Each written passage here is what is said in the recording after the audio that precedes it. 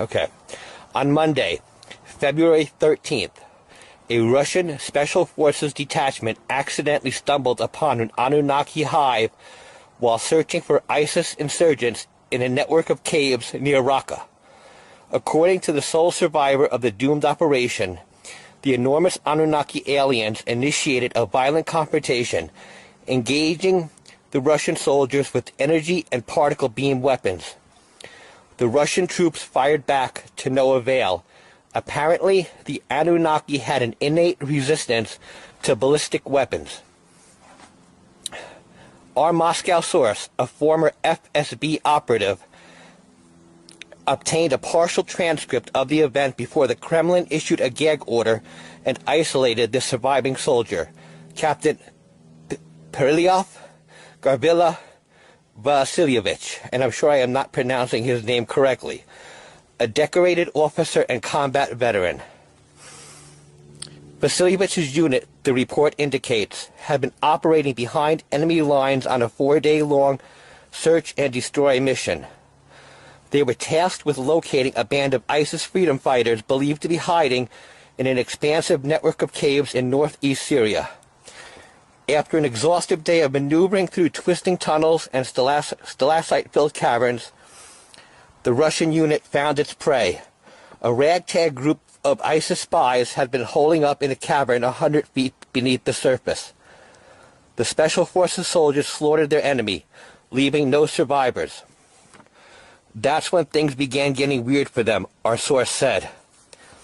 After dispatching the ISIS soldiers, the Russian team heard strange noises echoing off the cavern walls.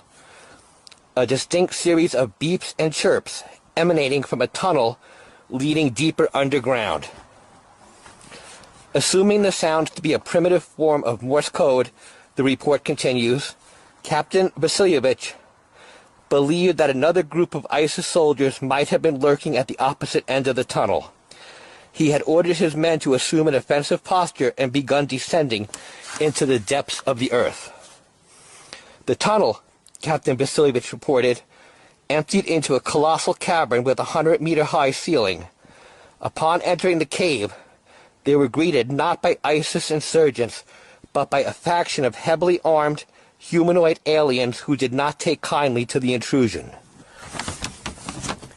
By all reports, the towering extraterrestrials stood 5 to 15 meters in height and had gold or bronze-like skin. Without hesitation, they opened fire on the Russian soldiers. 4 of the Russians died immediately, our source told us.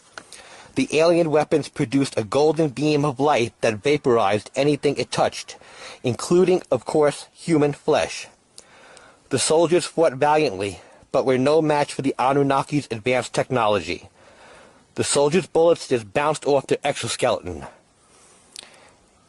After the 8th fatality, our source said, Captain Vasilyevich ordered a tactical retreat, but the Anunnaki outmaneuvered them and overwhelmed them in a running firefight to the surface. They massacred all of Captain Vasilyevich's men. Vasilyevich, the report concludes, barely escaped with his life. For reasons unknown, the Anunnaki raiding party chose not to pursue him beyond the entrance to the caves. Even more interesting, this might not be an isolated incident. Astrobiologist and Sumerian scholar Hermann Schwarzbaum claims that worldwide governments have concealed numerous confrontations with Anunnaki raiding parties. The extraterrestrials, he said, originate from the 4th planet of the Nibiru system and routinely probe Earth's defenses in advance of Nibiru's arrival. And that concludes the story. Now, please understand that when I read these stories, I am providing information that has been given to us by sources that we deem reliable in their field of study. I am not expressing my own personal views. For example, I do not know if Nibiru is inhabited or not by a race. I am just covering this because I want to embrace a larger picture, as I've said in the past, and try to get more information out there than Now, I screwed that up. I'll edit that out. And my goal is to try and get as much information out there as possible for people to digest so that they can look at it intelligently and decide what is true and what might be questionable. Because, face it, when it comes to Nibiru, there is a lot of questionable information out there and facts that are difficult to prove. However, absence of evidence is not absence of existence.